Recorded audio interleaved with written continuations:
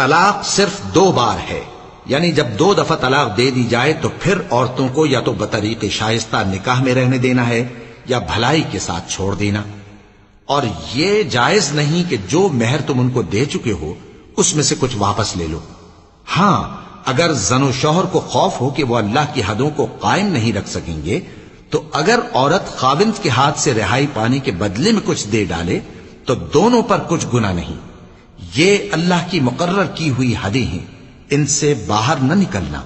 اور جو لوگ اللہ کی حدوں سے باہر نکل جائیں گے وہ گناہگار ہوں گے۔ پھر اگر شوہر 2 طلاقوں کے بعد تیسری طلاق عورت کو دے دے تو اس کے بعد جب تک عورت کسی دوسرے شخص سے نکاح نہ کر لے اس پہلے شوہر پر حلال نہ ہوگی۔ ہاں اگر دوسرا خاوند بھی طلاق دے دے اور عورت اور پہلا خاوند